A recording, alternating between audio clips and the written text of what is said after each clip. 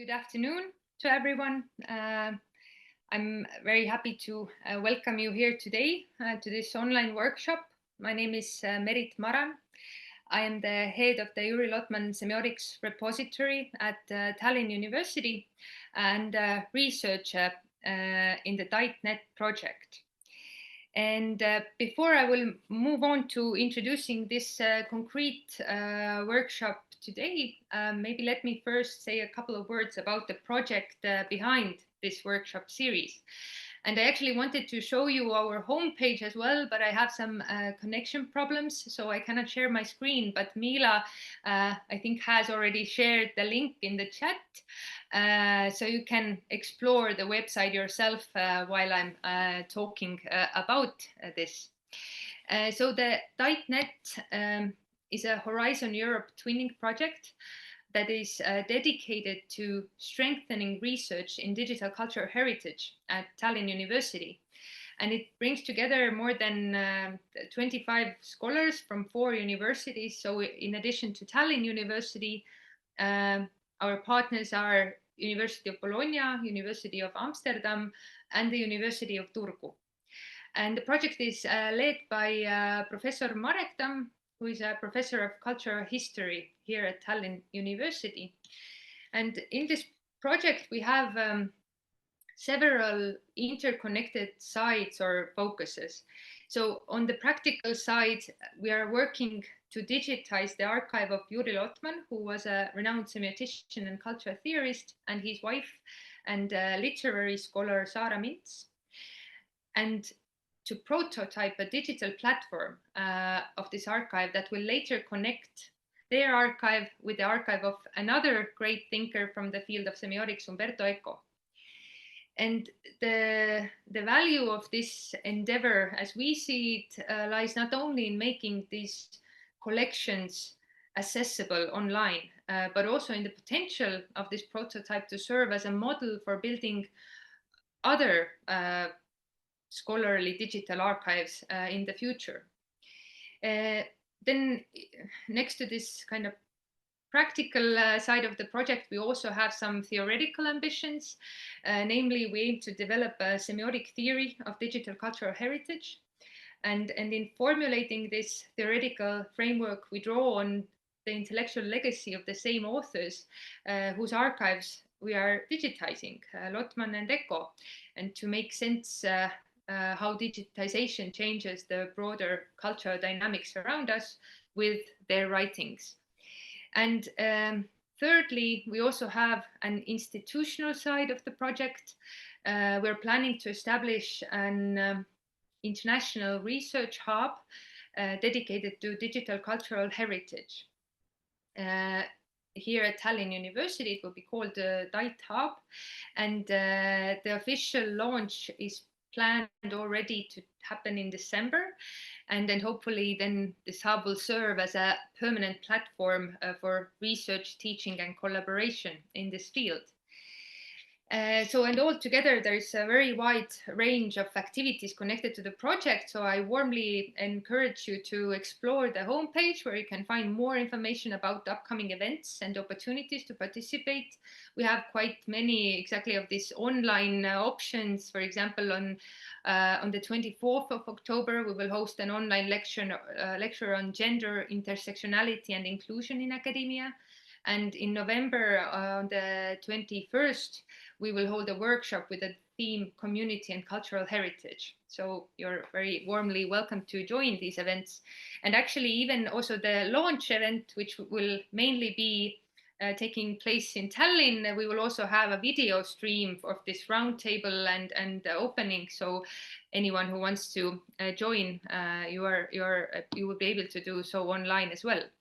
But coming now back to today's event, this workshop is a part of workshop series, New Trends in Digital Culture Studies, organized by the University of Turku team.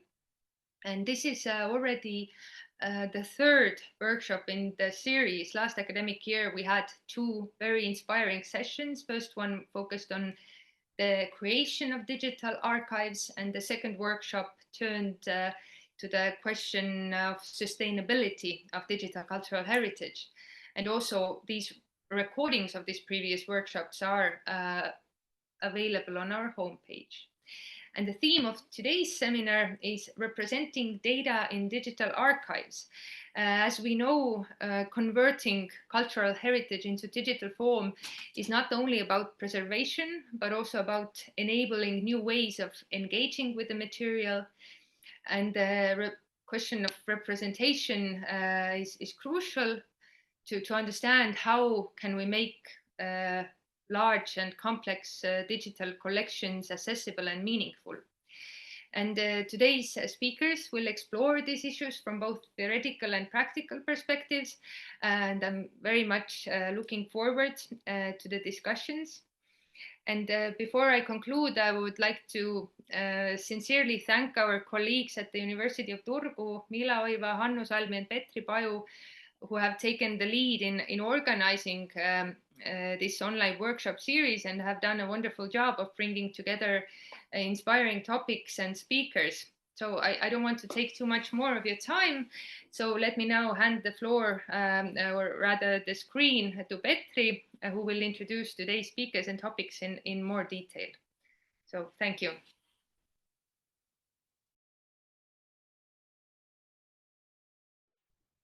Thank you, Merit. Yes, you already did a wonderful introduction, I think, and I'm just from this University of Turku side, I'll just say a few words about Hannu, and then he can start his presentation. So Professor Hannu Salmi is a professor of cultural history here at the University of Turku, and has done research on many fields of history, but in recent years, especially on digital history, among other things, and has planned and led several projects in that field, and also has published a couple of years ago this book that many of you may know, What is Digital History, which has been translated into many languages. And I think that was the short introduction, and Hannu, the floor is yours.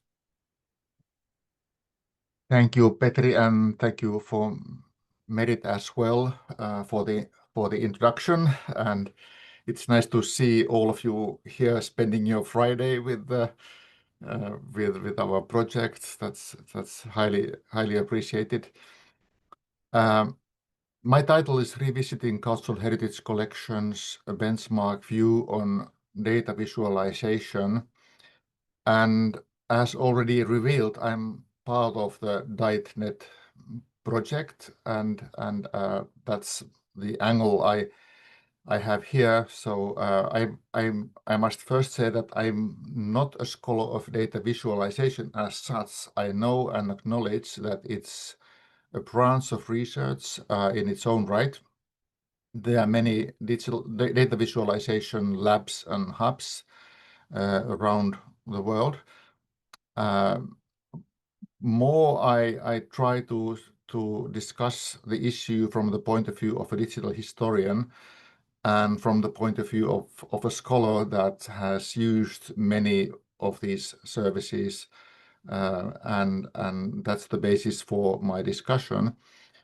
But we have also a kind of an interest coming from the project that we have together with Tallinn, Amsterdam, and Bologna, that we are interested in benchmarking other similar projects wherever they are.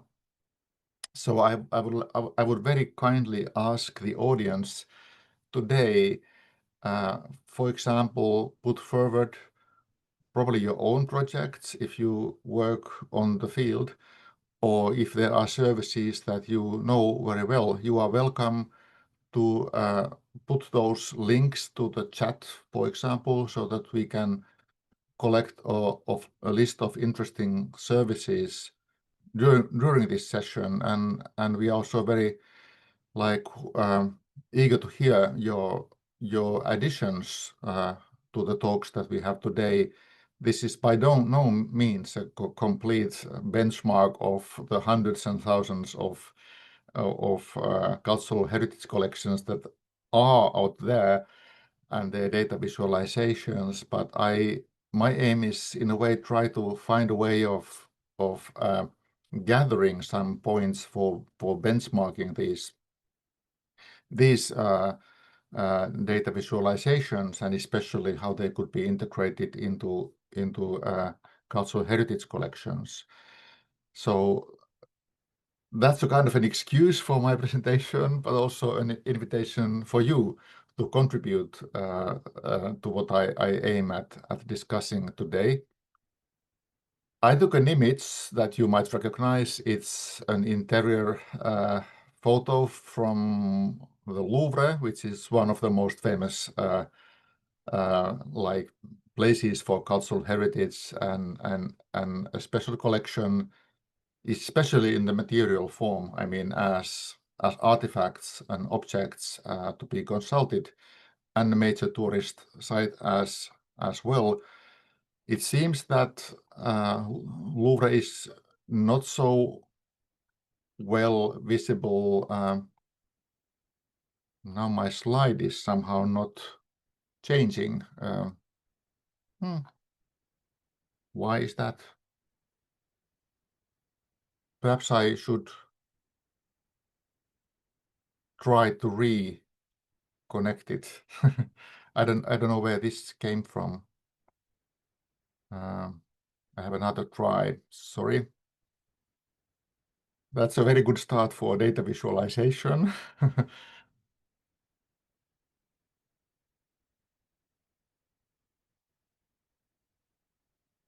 Yeah. Now it went a little bit further. No, okay, here we are.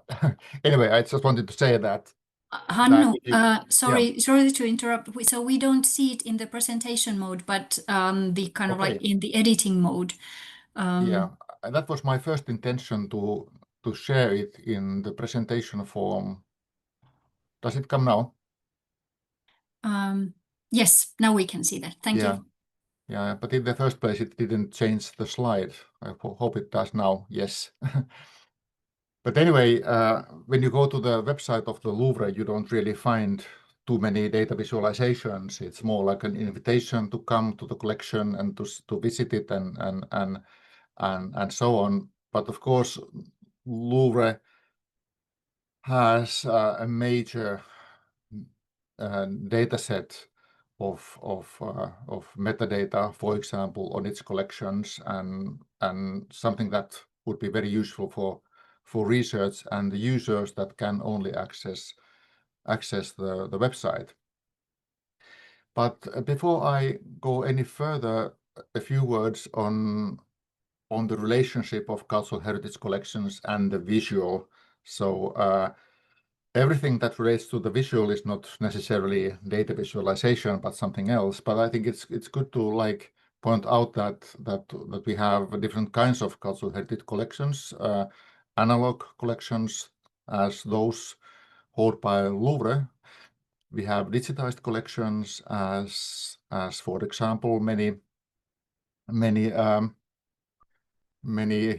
historical newspaper repositories or digital collections of libraries and so on. We have born digital collections, for example, the archives of particular social media platforms. And we have reborn digital collections to draw on Niels Brugger's idea that we have those kinds of collections that are originally born digital, but then they have a kind of a rebirth in another format. For example, Wayback Machine could be an example of this kind of a cultural heritage collection. It preserves born digital data that has been presented in the net at the time, but then actually reborn in the archive. But I think it's important to point this out again. And of course, there are combinations of all these elements in many of the cultural heritage collections that are online. They might refer to analog collections. They might present information in these different forms. I was also thinking that if we discuss online access to cultural heritage collections, the first point of departure might be the plain visual appearance of these services and their functionality, how to visually organize online access. And it's not yet data visualization, but it's highly important for every user of these services, how it's organized, how intuitive it is for a user to navigate in that environment and to be able to find also interesting contents. Then another point is that we can discuss metadata as a means of representing analog or digital collections or both, how to represent or present the qualities and dimensions of the collection. And here the possibilities of metadata are highly interesting, because I think there's much potential there that is still unemployed, but also used a lot in these services. And finally, the actual digital contents, which can be used as raw material for visualizations, how to draw on digital content in visualizing the dimensions and, of course, details of the collection, not only the dimensions or the larger features, but also the possibility of shifting from the macroscope to the microscope and see individual documents or details of the stuff. And all those are, in my mind, important.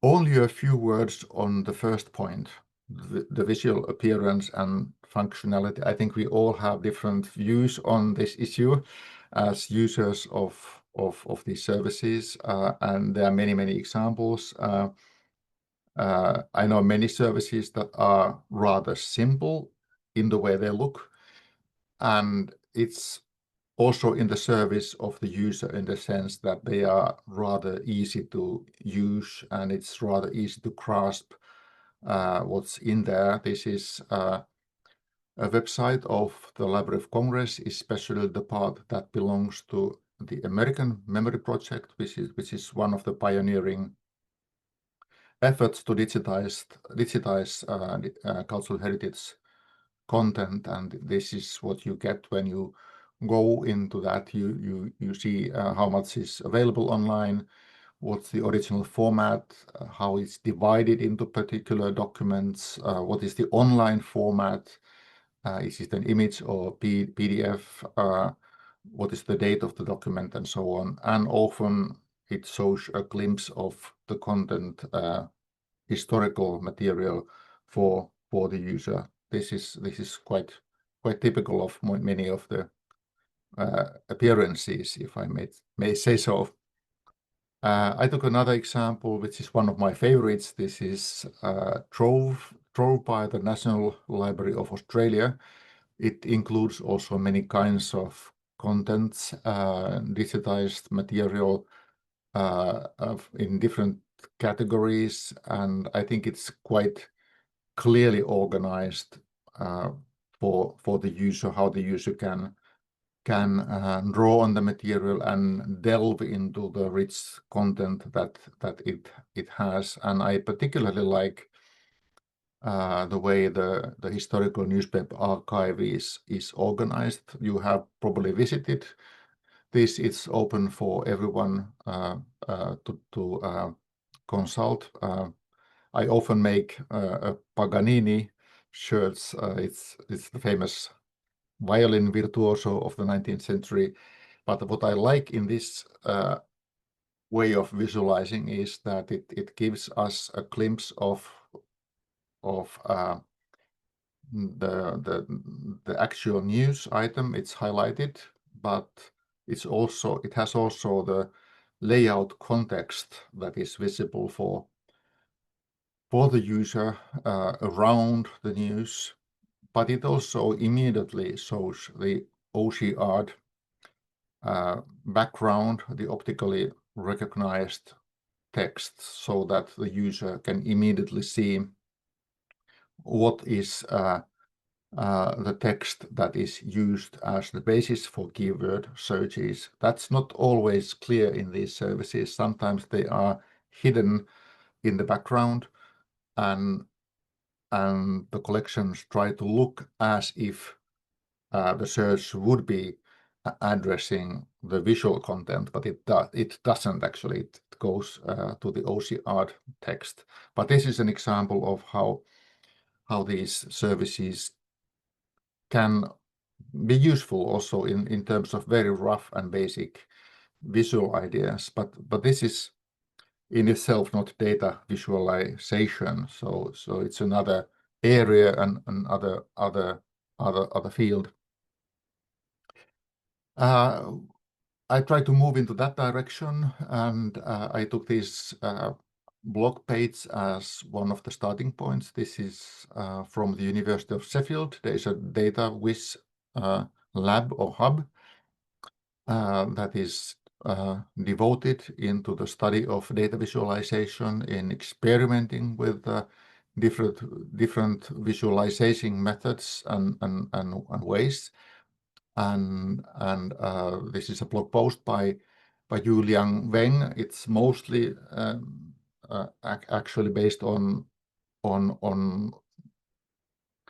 the works by the British visual designer Olivia Vane. I will show you one of her works later on, but I think it's an interesting start on how to visualize cultural heritage data.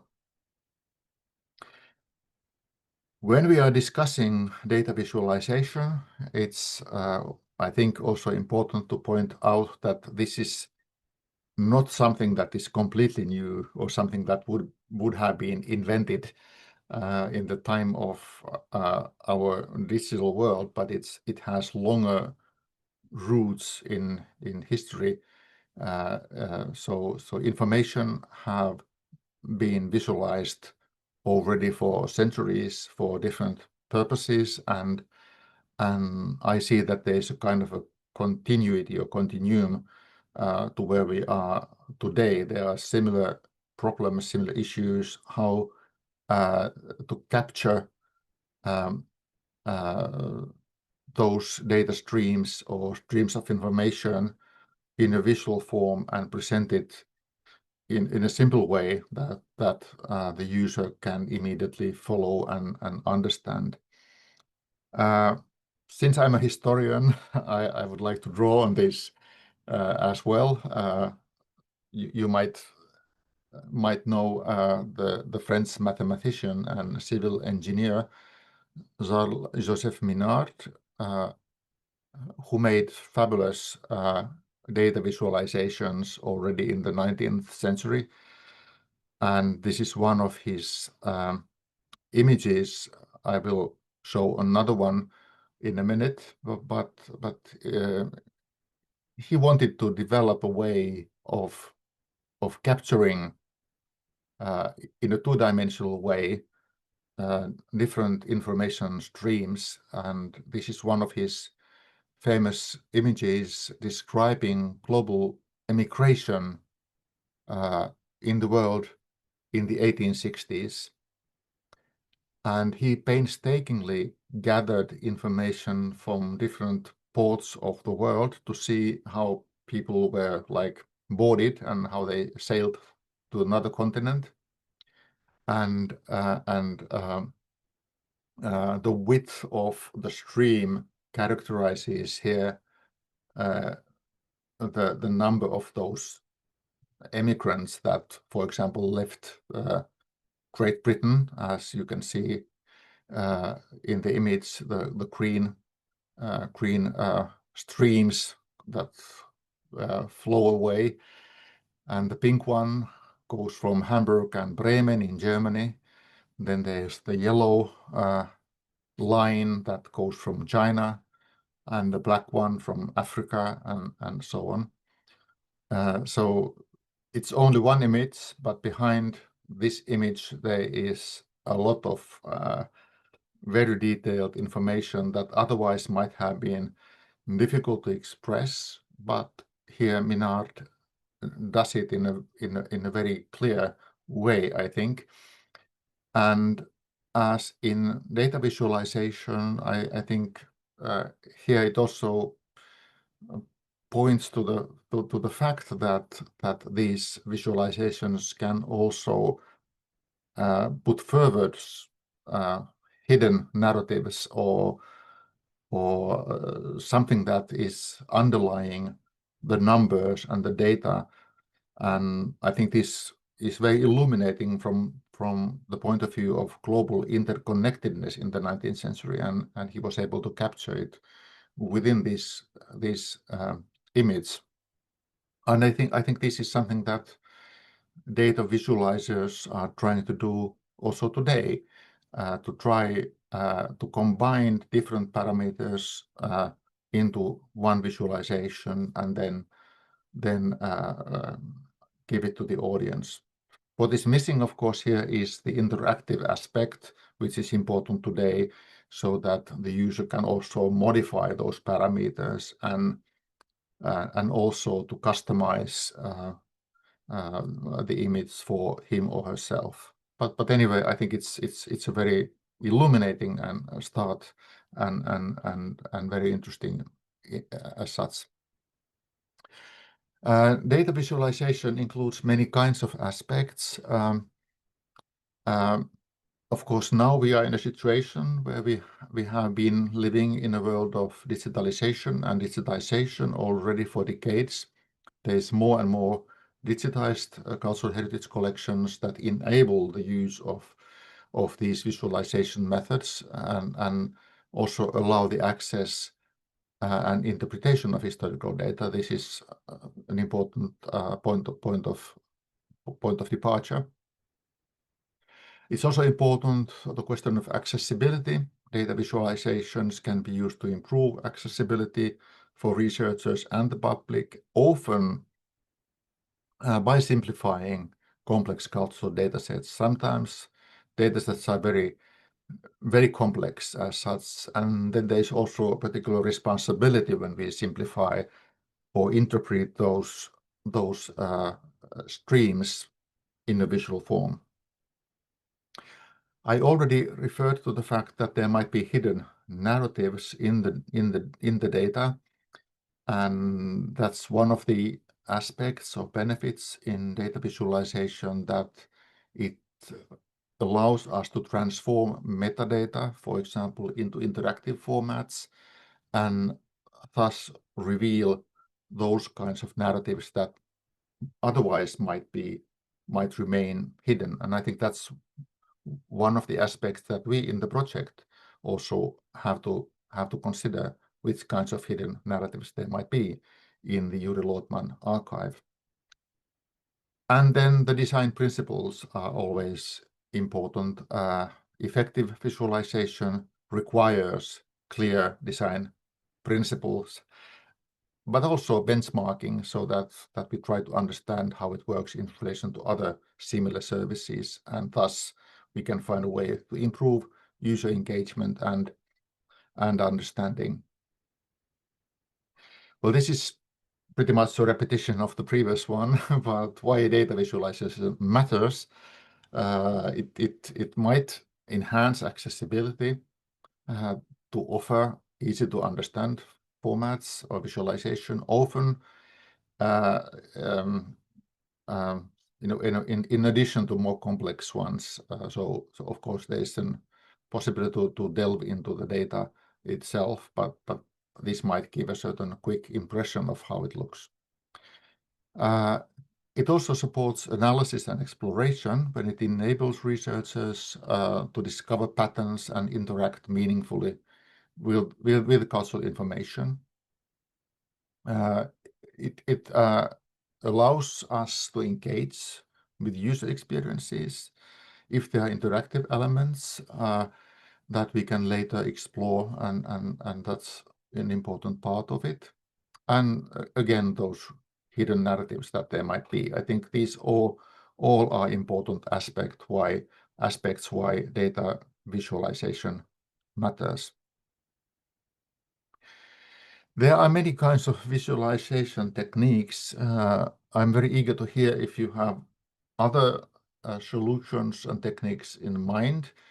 I know that there are many different ways of presenting data in visual forms, and this is not by any means complete, but there are, of course, temporal visualizations, the possibility of giving timelines and histograms that depict historical events or the material, how what its breakdown in the archive, how it relates to particular periods of time and so on. So that's one aspect to try to capture the temporal change through the visualization.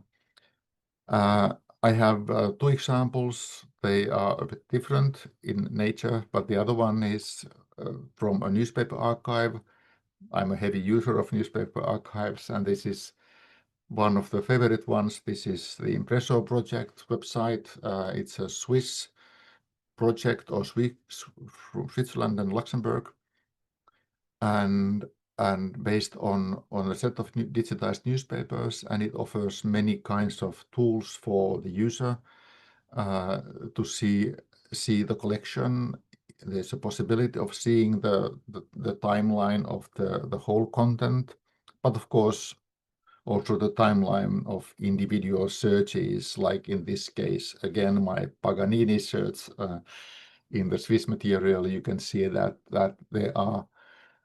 there are news items on him from the 1830s onwards, and interestingly, a peak in the 1920s, and after that, a steady visibility. All this relates to the amount of content, of course, but this is how it looks, and there are many other parameters, as you can see on the left-hand side, so that you can filter these searches in many different ways, and then the visualization changes in how you as a user respond or filter the query. So it's an interactive way of presenting the results or giving a timeline, but this is quite clear, and many of these services have a similar kind of small timeline function that is given to the user. Here's another example. I promised to give an example of Olivia Vain's projects. This is Faces of Sweden, which was commissioned by Swedish National Heritage Board. It includes all the portraits of the Nordic Museum in Stockholm, and it gives a timeline, but gives also the user the possibility to compare portraits from different decades or temporal different periods. So it's an interactive presentation of the whole collection, and I encourage you, if you haven't been on the website of Olivia Vain, there are many other similar projects that she has done. I think she's done many visualizations also for newspapers like The Economist, but this is one of her works. Another aspect is the spatial visualization. Maps and geolocation tools provide geographical context by showing artifact origins and discovery sites and so on. So it's also a way of visualizing to show where the content actually comes from. I would like to show another Minard visualization, if you don't mind. This is a cartographic representation, also very famous in Minard's work. It represents Napoleon's Russian campaign, not from Paris to Moscow, but from Lithuania to Moscow, and it's an interesting visualization, also including many parameters in a two-dimensional form. Minard himself said that this gives the numbers of men present. They are represented by the width of the colored zones at the rate of 1 millimeter for every 10,000 men. They are further written across the zones. The red or the beige designates the men who enter Russia, the black those who leave it. So there's this other stream that comes back, and you can see that it's much thinner. But the image actually includes a lot of information. There is not only the number of troops, but also the geographical distance. He included also the temperature during the Russian campaign, location, direction of travel, and also location relative to specific dates. So it's an interesting cartographic visualization. And I can also only imagine that if Minard had the same tools as we have today, this would be an interactive map in the net. But anyway, this shows the possibilities of cartographic representation. It's not merely like cartography or maps per se, but there are many possibilities to like show the gravity of particular aspects in the map. I have another example. It's more simple one. I was last week in the wonderful Herder Institute in Marburg. They have a lot of collections in the holdings, and they have a map collection, and they have a map tool also for browsing those maps. So it shows the Google map, but then when you click the holdings, you can see how it actually describes a particular area. This is not a particularly fancy one, but it's an interactive way of finding how the holdings of the collection cover a particular geographical region, and in that sense, I think it's quite illuminating. I noticed that my time flies really quickly. I try to be brief. As a third point, there are network graphs. And there's a possibility of showing also how the artifacts that are in the collection, how they are related, what kind of a network they build, or creators of the artifacts, how particular periods are related or particular themes are related. So that's one way of visualizing. I took an example from Finland. This is the Nokia Design Archive website. If you haven't been there, you could have a look on it, and there's an interesting like network graph in the beginning that shows how all the documents that are in the collection are related to each other. And you can use this when you try to find how a particular document is related to other documents, and on the left, you can also see the timeline, but I find this network graph particularly interesting in this, and it's possible because the amount of artifacts is rather limited. It's not a big collection, so it's very illuminating for the user to see how they are related. And as a fourth point, there are also interactive and extended reality storytelling ways of visualizing, but I didn't have any good example in mind that would be part of an online service, but it's often on site. But if you have an example in mind, I would be very eager to hear. And soon to the end, I didn't here reflect so much on digital cultural object aggregation, but that's of course one of the aspects that many digital collections have. So they want to offer the plenitude of material in different ways. Europeana is one good example, and also the Digital Public Library of America, another other case with over 52 million items, and also that gravity is impressive when you go there and are able to navigate it. And I think what is important here is that these sites really want to show the plenitude for for the user. 2 more slides. I'm about to end. What I find interesting and important in visual design and also data visualization is that I often hope that it would allow serendipity in exploration, and this means the possibility of finding unexpected things, making unexpected discoveries that would spark curiosity and enhance my engagement with the archive. It's often so that if I'm only looking for something very specific, it responds exactly what I would like to find. But I think the interesting thing is in finding something that I didn't expect.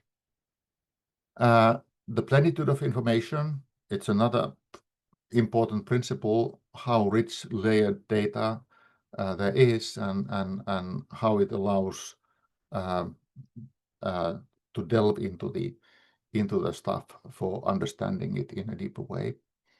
As a third point, how it allows critical reflection of the collection, how it shows probably the biases of the collection, if there are lacks of material at a particular period, for example, if there are narratives that are somehow pushed aside, that is also interesting. So how much it gives space for the user for critical reflection. And inclusive accessibility, important as well, how much it gives the possibility to be involved. And in the end, I have some strategies for benchmarking data visualization. I would say visualization types and effectiveness, how clear the static and/or interactive visualizations are. Because that's important. They have to be clear. You have to know what's the intention there. User engagement, that can be monitored, how much time users spend and how they interact with the site. Is there a possibility for feedback? Narrative integration, are there elements of storytelling and personalization embedded within visualization? Often there are, sometimes not. Technical tools and frameworks, which kinds of tools have been used and what is their functionality? That's quite important. I know many fancy visualizations that wouldn't really work in a steady service or regular service, but they might give us ideas of how to improve those regular services. And then again, accessibility and inclusivity. How do visualization address diverse users and how they respond to different needs? Thank you so much for your patience, and I went a bit over time, so sorry for this. Thank you, Hannu. Yes, I think, I mean, I'm suggesting that people kind of save their questions for later, or maybe they can write the questions down in the chat. And we now take the short break and then continue with Mila. Okay, welcome back to this webinar of ours. And thank you, Hannu, again for your talk before the break, and let's get back to your themes soon after Mila has presented. And just a quick introduction. Mila Oiva has a PhD from cultural history, and she has been specializing in digital humanities for several years now. And just to lift up something, her most recent co-written article came out in a journal of cultural analytics, and it is titled Soviet View of the World, exploring long-term visual patterns in Novosti Dnya newsreel journal during the Soviet era. So this is just a very quick summary of what Mila has been doing, and now we are hearing more about the Lotman archives and AI also. So please, Mila. Thank you so much, Petri. So I will also try to share my presentation slides, and we'll see. So I assume that you are now seeing them in the presentation mode. Okay, yes, so as Petri already mentioned, I will be talking about visualizing the Lotman-Mints digital archive with AI. And since I am also a historian, as Hannu, I will also start with the kind of like historical example of data visualizations. So as Hannu already very convincingly explained to us how data visualizations can be very useful for representing large scale of information. They can be very informative as finding aids, and they can be also very useful for making different kinds of arguments based on data. So my visual historical example here comes from Florence Nightingale and her famous rose visualizations of causes of death in the Crimean War in the mid-19th century, in which so she argued with these visualizations for the necessity of good hygiene in these war zones.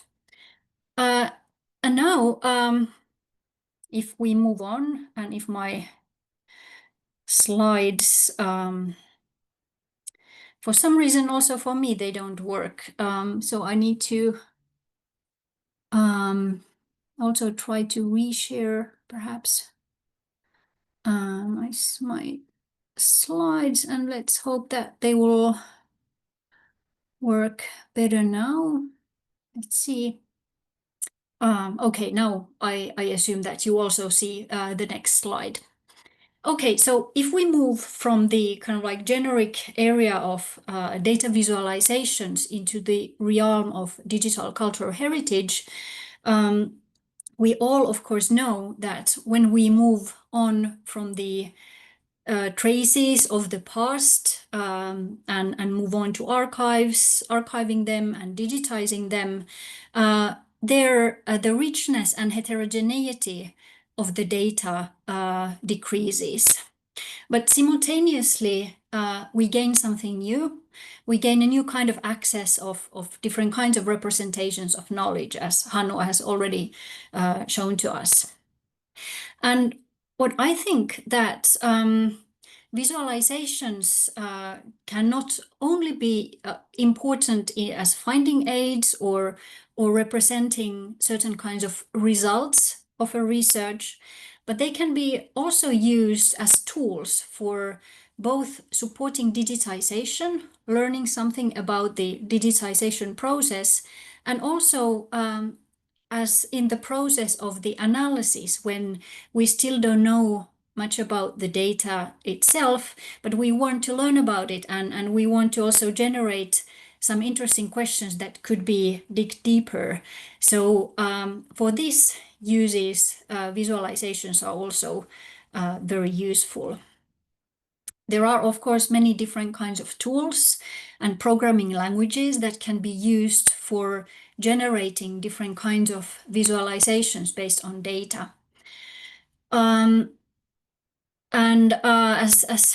So for the past couple of years, there has been different kinds of AI tools and large language models that can be used also as tools for creating visualizations.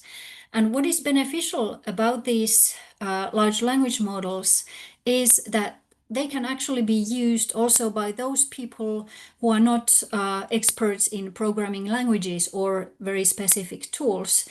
And yet, large language models can be used for generating quickly different kinds of visualizations that then can inform us to proceed further in our work, either in digitization processes or analyzing the data in more depth. So At the DIGHT-Net project, we are at the moment in the process of digitizing Juri, Lotman-Mints and Mint's collections, as Merit already mentioned. Now, at this moment, there is some data that is readily digitized, but not all is ready yet. So we are still in the process, but at the moment we are beginning to have such amount of certain kind of data that is already digitized that we can start playing around with the data and looking at different kinds of visualizations that we can do, and then also to think about what kind of means of visualizations we would like to use in the platform that will be end result of this digitization project. So now, for the remainder of this talk, I will describe you my experimenting with the digitized Lotman materials and how I have been creating different kinds of visualizations based on AI. Okay, so here is a glimpse of the Lotman data. So this is one part of that. So this is basically a spreadsheet of different kinds of publications, either by Lotman or related to him, and separated based on different genres in this data. So what did I do? I just started with a very basic test. I uploaded this particular spreadsheet to Copilot and wanted to see what will happen. And I got some, meaningful information about the list of what monographs there are, and also some other types of information, but also some kind of like a bit disturbing information. This Copilot told me that this collection would contain also photographs of Pushkin and Karamzin, which is quite astonishing because both of these gentlemen lived at the beginning of the 19th century, before photographs were photographing was widely used. So this visualization that I'm showing here is generated by myself and with help of AI. So the question, of course, that immediately arises is how to visualize data with large language models and to avoid hallucinations. So I moved on and I was testing further with ChatGPT. And the first thing that I asked it to do was to create a timeline of different kinds of work types in the data collection. I use this very simple prompt with the ChatGPT, and this is kind of the visualization that I received. So it is important to remember that this visualization includes also works by other authors than Juri Lotman, and it doesn't actually show so much about Lotman's productivity, but more about what has so far been digitized. So in a way, at the moment, it is more as a representation of the work that has been done so far. Nevertheless, there are some interesting features that we can zoom in and start to ask some questions related to both to the digitization process and also the underlying data. So for instance, there seems to be a peak in productivity or in the number of publications in 1977, where there are 14 scholarly articles. And then in 1971, there is there is this dip and there is no publications whatsoever. So once you have digitized all the data, we can start asking even more precise questions. And if these, kind of like things that we observe now are persistent, we can start asking, for instance, questions: what happened in 1971? Why there seems to be this dip? Or is it somehow related to Lotman's activities? Or is it that we have, for some reason, lost some data from 1971?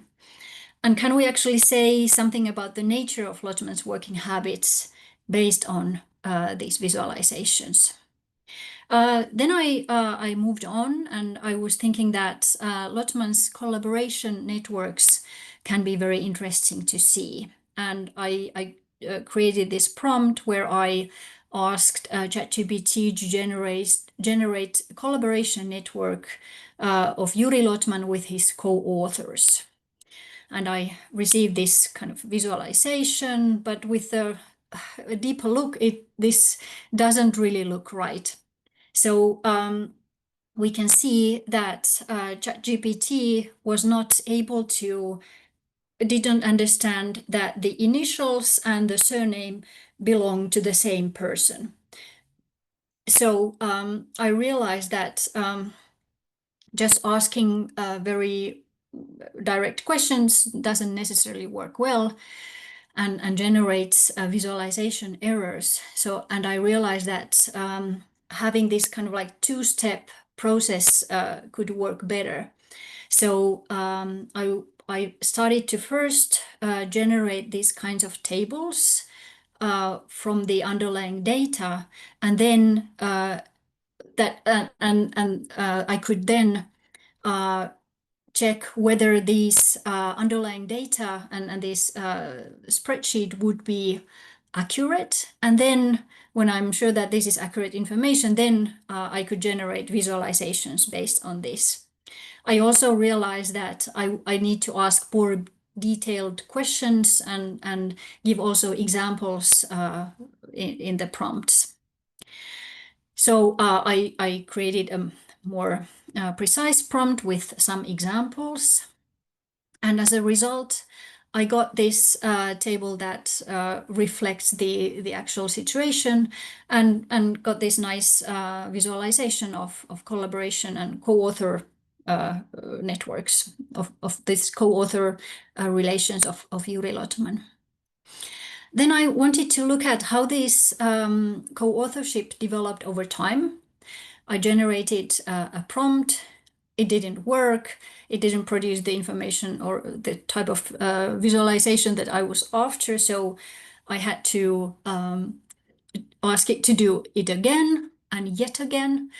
And finally, I got these networks visualizing Lotman's collaborations in different decades. So we have 1950s, 60s, 70s, 80s, and 90s here. And here we can see that, interestingly, there was this early collaborations with Lotman that took place with Yegorov. Then we can see that the longest collaboration was with Lotman-Mints.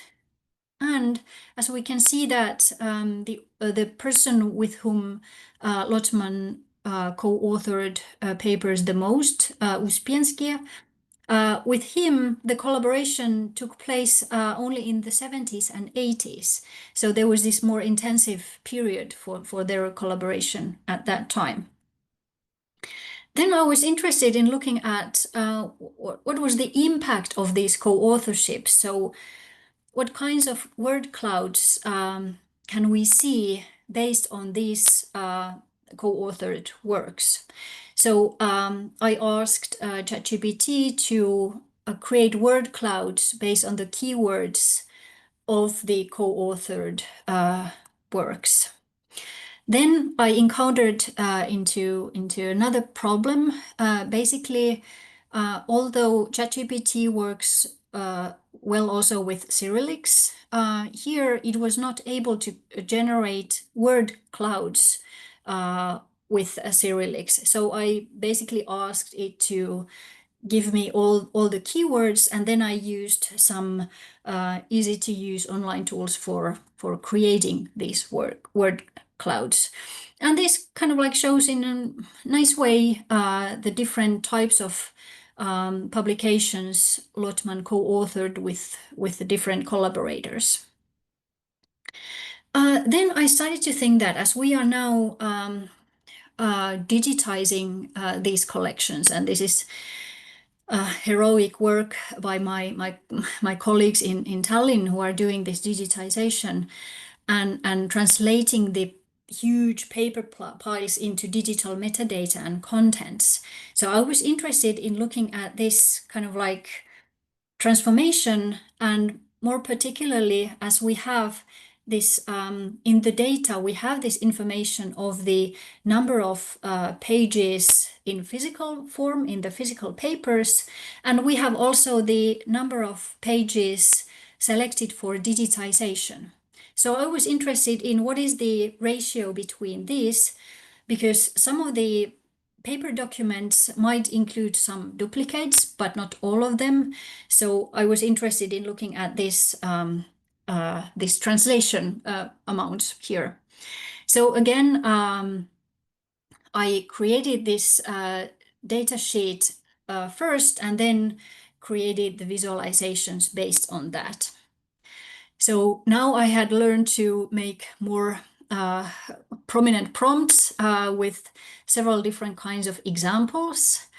And then even with this prompt, the first results of this, this spreadsheet was not right. So I needed to give even better instructions, and even to give those instructions a couple of times. And finally, I got this this spreadsheet where we have the file names, we have the number of papers or physical papers, and number of pages to be digitized, the genre, the publication date, and finally I also asked ChatGPT to provide me with the exact place in the original data where it got this information from, so I could go and check whether this actually makes sense and whether it is accurate information.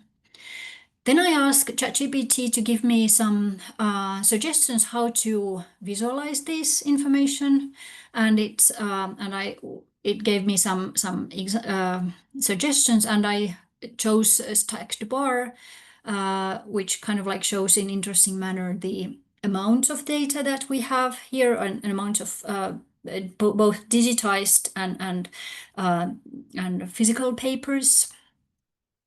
But then I realized that I want to see also this temporal dimension of the different amounts of pages. So I asked the ChatGPT to provide me with different violin charts, where in one side there is this amount of original pages, and on the other side the number of digitized pages per year. And then zooming in, I wanted to look at them, all of them together. So this kind of like shows some interesting patterns of the numbers of pages and digitized pages as well. Okay, then as we know, Juri Lotman works in the Soviet Union during the Cold War, but nevertheless he was quite famous globally during his time. So I was interested in looking at the places of the publications, either by him or publications about him that we have also in the collection. So again, I generated this heavy prompt, and then there were some issues again, but finally I got this information that where we have the name of the publication, the city where the publication was published, and the year. Then I needed, of course, to add also geo coordinates here. So I asked ChatGPT to find, go online and find those ones there. It did so, but for some of those I needed to do it manually because it, for some reason, did not succeed at doing. But nevertheless, it was easier to add some geocoordinates than add them all by myself. And then finally, I asked it to create this map with the cities of publications. So here are all the cities where these publications were made. We have, of course, heavy emphasis on Europe, but also some publications from Americas and from Tokyo as well. If we zoom into Europe, we can see also here interesting variation, and we can also look at this by different decades. In the 1950s, publications were only in the Soviet Union. Then there was Berlin added in the 1960s, more European cities and also cities from the Americas in the 1970s. And then in the 1980s, Italian publications in Bologna, Rome, and so on. Okay, so I think that I'm also soon running out of time, but I just want you to give one more example.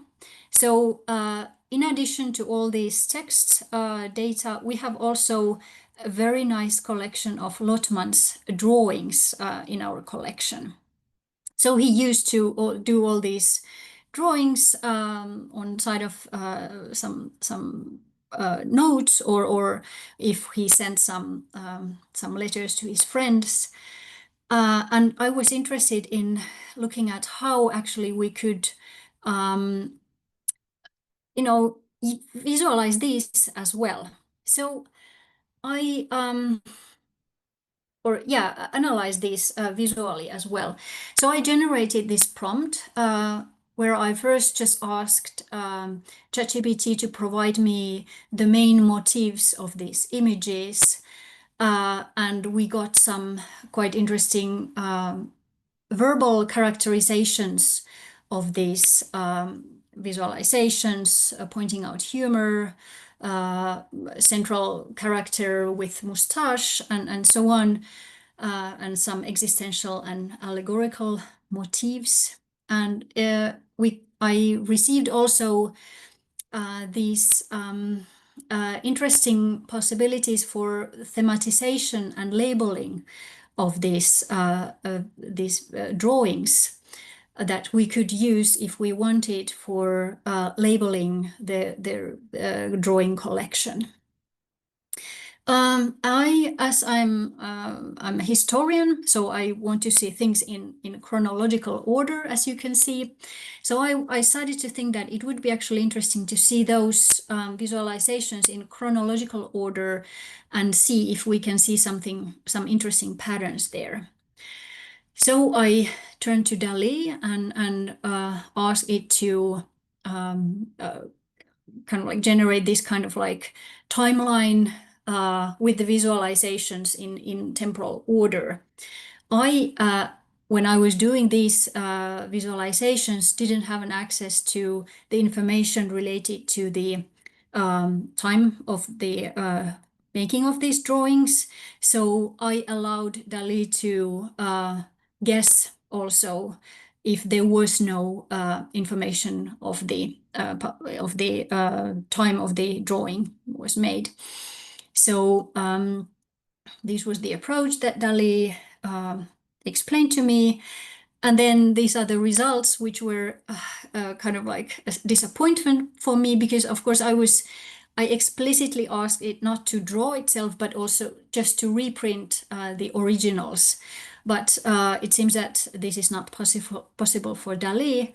So then I turned this again to ChatGPT, which provided this kind of visualization. This is a little bit better because it's reprinting the drawings, but at the same time there is something not right. As we can see, there are the same image is 3-4 times in different decades. So this doesn't really work right now. So for visualizing this drawing collection, I think that we need to use other tools for visualizing. So for instance, image plot or collection space navigator that use the metadata as well and the image quality.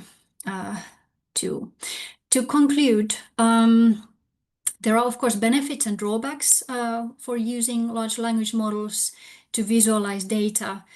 The benefits are, of course, that there is no need of coding experience. It's relatively easy to use. And large language models also understand variety. So if I would have used Python, I would have it would have demanded much more polishing of the data. But here, large language models understood, for instance, if there is a mention of 18 Listov, that it means like 18 and so on. And there is this possibility to give examples of kind of like what is the original, what kind of results I want to get, and so on. So it eases that large language models help understand what you want. Then there are, of course, drawbacks. Hallucination is an issue here, and you don't necessarily know which exact algorithm is behind a visualization. So if this is important for you, it's better to use programming languages and tools. Yeah, of course, large language models do not always do what you want them to do, so you need to instruct them several times. And paid versions seem to work the best in general. So based on these experiences, I think that it is wise to generate the tables first that you can check the information, and then you can create visualizations based on them. It is good to give examples and be precise in what you are asking for.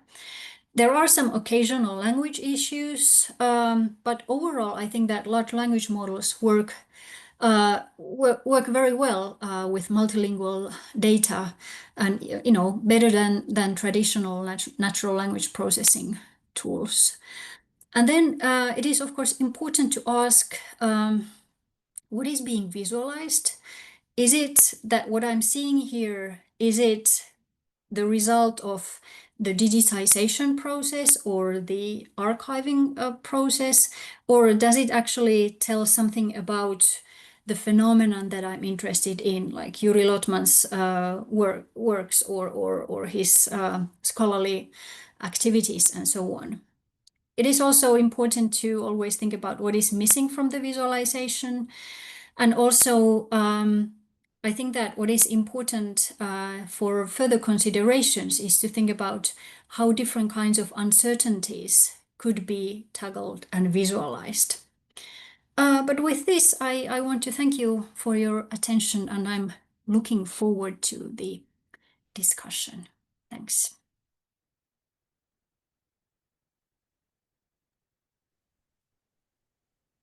Thank you, Mila, for the wonderful presentation and the experience. Yes, there are clappings coming, applause.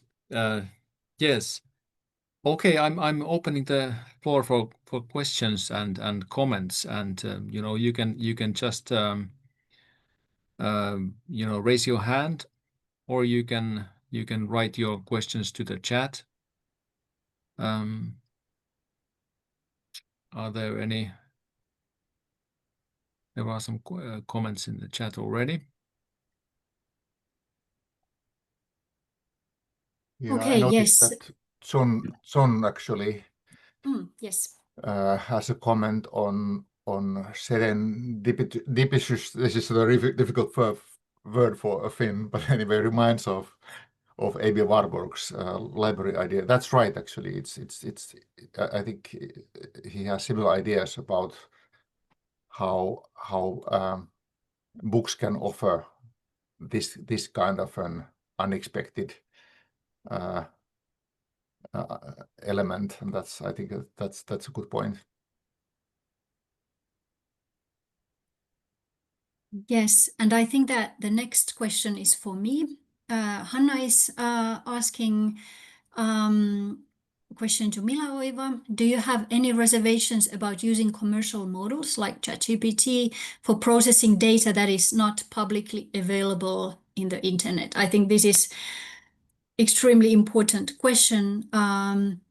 Yes, of course, for anything that should not be public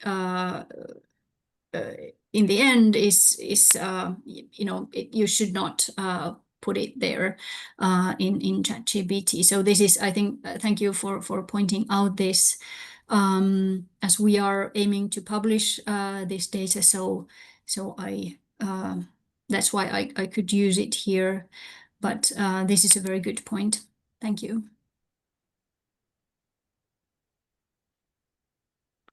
I was wondering if you know if Lotman did visualizations, or was this at all his or Lotman and Mints, did they do visualizations also, or can we use that as an inspiration, or how is that?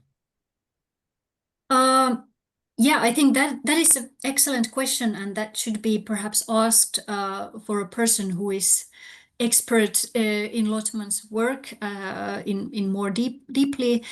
But as far as I know, at least in the collection of drawings that we have, I haven't seen any kind of data visualizations as such. And as far as I have been reading his work, also I don't recall seeing any visualizations. But this is something that perhaps Merit or somebody else who is more knowledgeable can answer. Yeah. Well, actually, I think maybe not data visualization in this sense, that trying to visualize historical data or like on a big scale, but definitely trying to visualize semiotic concepts, and not only in his academic articles. Maybe there it's not so often, but when he was writing or conceptualizing, then drawing various little models that helped him to get his mind working more clearly was very common for him. So yes, just I think that the images at the moment that we shared with Mila were exactly more of this drawings. But it's a very good point that even to think about whether when in our archive we have separated like these clear drawings from visualizations, and whether we should have done this in this way or not, and whether maybe we should even think about bringing drawings and visualizations together at some point as well. So it's a important point to think about.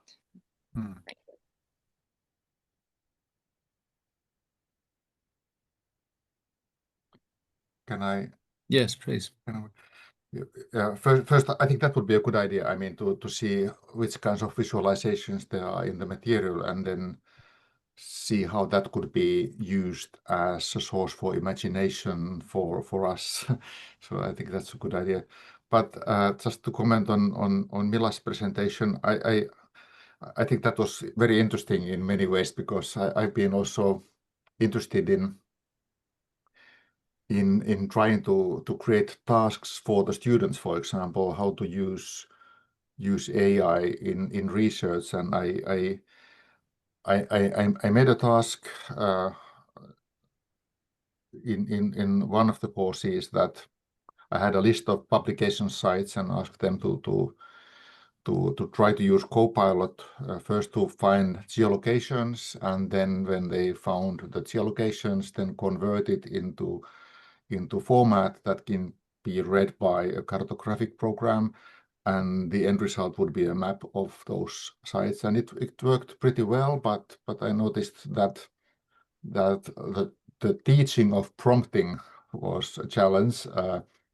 How to because Copilot is rather like stubborn in some of the issues. Like if you ask to list all the printing locations, it doesn't do that. It gives the 10 first, and then you have to like re-prompt. And I noticed that it's like a challenge, but that's something to like consider in the future in teaching history and in teaching how to use these tools in creating visualizations. But in the end, every student was able to produce a map. This was nice. Yeah, absolutely. I think that using large language models, it also generates new problems in a way. So it's not perfect, and there are like these, of course, huge questions related to that, starting from what you can actually feed there, and also this hallucination and reluctancy to finalize the task and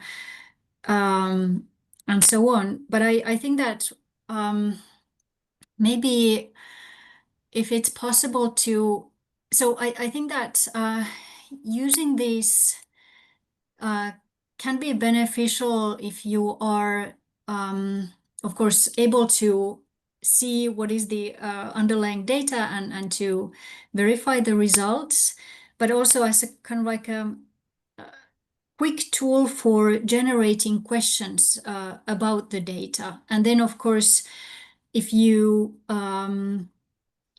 then are making an argument and really digging deeper into a specific question, then you might also need to use some other tools and other types of visualizations. But I think that this is an interesting conversational way of looking at a specific data and ask some questions about it.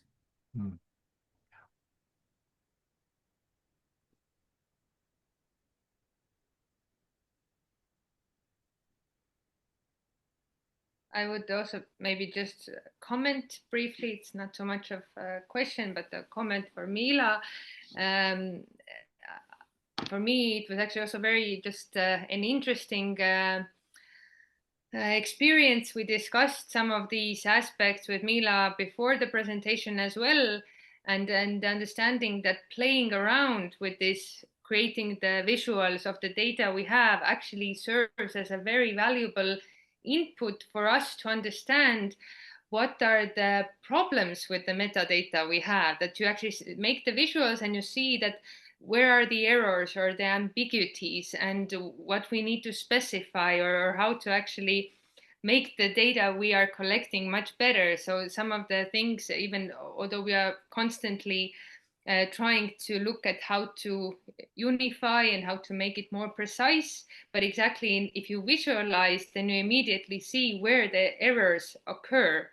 And it gives a completely new insight and a learning moment for us as the people who actually create this metadata. So definitely something to maybe exactly encourage archivists themselves as well to be more playful with these new tools, even if you're not doing it for the purpose of concrete research.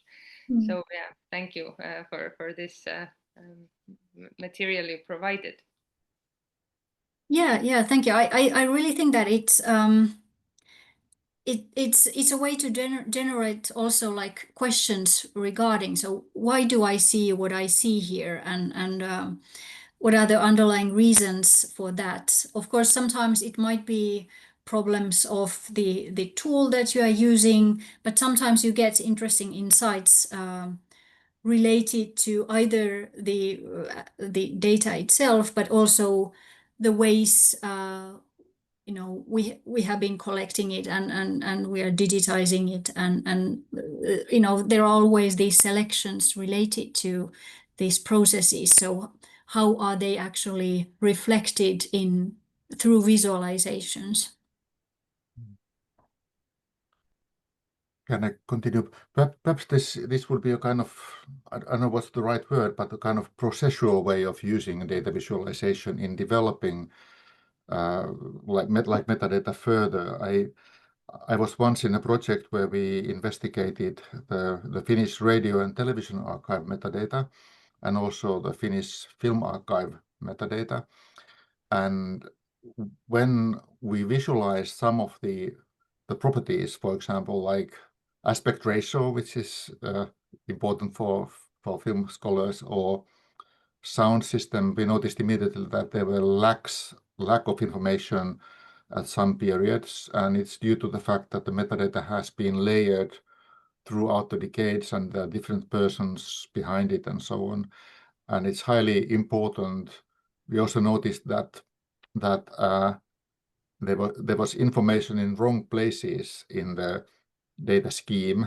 We were able to switch them back into the right position, and that actually came from the data visualization, because we could give feedback to the archive, and then they polished it, and then we made another one after that. But it's interesting. It can also serve a purpose of improving the quality of metadata on the long run.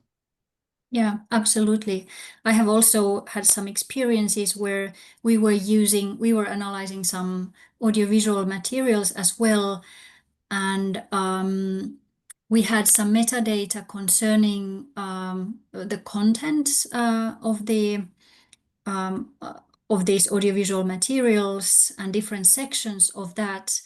And as we kind of measure these metadata entries on these sections, we got some interesting variations, and for some time we were thinking that what's the reason? So there is this specific time frame that there are so much of this and so on, until we realized that actually it is what we were actually measuring was this activity of the persons adding the metadata. So some people are more detailed and others are more generic. So it is also important when you are analyzing data is to understand what are the exact data points that you are analyzing and what do they actually tell to you. It is also interesting to look at this variation of how detailed information there is, and that can be also very important information to a certain extent. So yeah. I can see that there is a question in the chat from Eli Royal. Your recommendation to generate tables that you can check before prompting LLMs to create visualizations based on these sounds sensible. What was/is your approach for checking the generated visualizations themselves to make sure they are not incorrect, misleading? Would you suggest using LLM-generated visualizations only for internal use by researchers or also for the public presentation of collections? Yes, this is a very good question.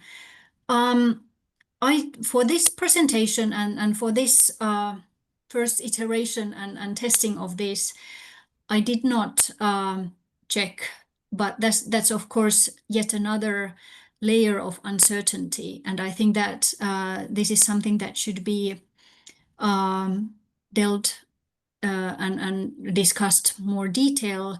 I don't have a clear answer how to make sure that the visualization is really based and correct based on this table. So for now, if I'm doing visualizations for for publications also, I would not use ChatGPT generated visualization for just to be sure that this is kind of based on real. But I think this is something that needs to be addressed and tested further. I think that perhaps some people who are more into the technical side of large language models, they might have some input for this, but so far I'm not able to give you any kind of more concise answer for this.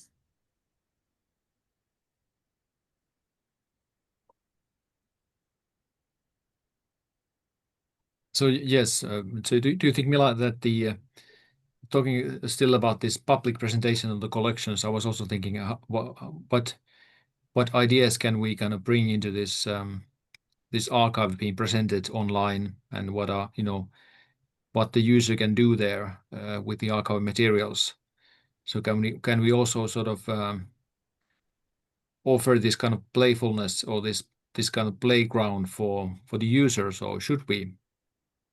I mean, is it just the archivist that should be playful here? Yeah, I think this is something that, of course, we need to discuss how we actually want to do this, because there might be certain kind of generic visualizations that can be used as finding aids in generic terms. But I think that, for instance, with Merit, we were discussing that as this data and these spreadsheets that have been generated by our colleagues with huge work, and there is so much detailed information there, such as we have a colleague who can recognize the handwriting of different persons, and this information has been added there as well, and it can be very important and can be used also for different kinds of visualizations. So one possibility is to share this really rich data in kind of like as open data, so that whoever is interested can play with this data by themselves as well. So not to, as I think that, as Hannu was also talking about this, the richness of data, and I think that it is important to preserve in certain form this richness as well, that then hopefully allows and also encourages this playfulness and interaction with the data. Yes. Yes, thank you. Yeah, perhaps these are also two different questions. I mean, how much data is given in raw format for the user and other researchers to play with, and are there some tools that are tailored into the website that can, within certain limits, that the user can, within certain limits, draw or make some visualizations. That also a kind of thing. I noticed that there are there are many archives and collections that offer open access data sets that can be later used by researchers to play around. But then there probably has to be also some easy to use visualizations for the user on the site to make it appealing and make it more accessible, perhaps. But it has to be probably carefully graded and thought through what can be offered. So that's something to consider. Yeah, and there are of course different types of users and also different situations. So for some people, it is more important to find what they are actually looking for. And some people are interested in having the kind of like a big overview, while some people might be interested in this kind of like playful approaches. And I think that all of these are very important. So then, of course, we need to discuss how to cater these different needs.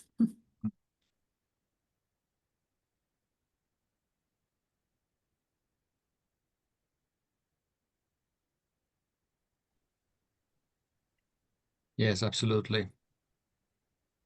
Now there would be time for one or two questions, if there are any, or comments.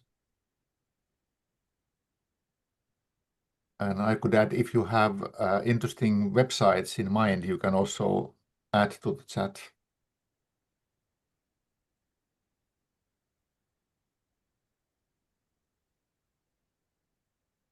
Okay, I think that there is one question from Sinikka Selin. Thank you for the interesting presentations. To me, it was surprising to see what one can already do with large language models without coding experience. What do you think? Is there still a certain limit, at least now, with what you can do with large language models without using Python, etc.? Yes.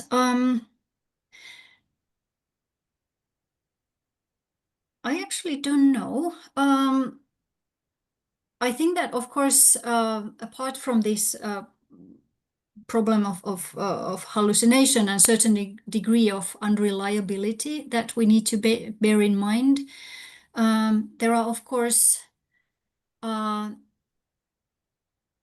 didn't, for instance, test, or for instance, this test of visualizing this temporal network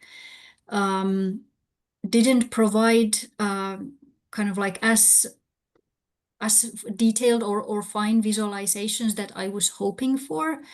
So I think that there are certain limitations into refinement of these visualizations, or if you want to, you know, have certain colors or certain types, so that might require very heavy prompting at least. Yeah, I think that this is kind of like a limitation that could be one thing that that you are not able to do. But this is again, so my presentation was based on kind of like the first raw experiments. So in order to be really able to fully answer this question, I would need to do some further experiments. Can I add that it's also very difficult to see where everything leads at the moment, because now there is this wipe coding, which is becoming an increasing business that draws on LLMs and aims at simple coding. And it might be that these LLMs that we are now using, they will be modified into certain tools that we don't really know yet. Absolutely, yes.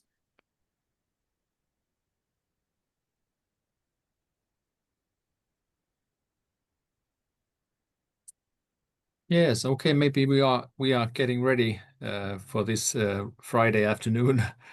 And again, many thanks for the talks to all of you and the introduction and everybody for questions. And I guess we are aiming to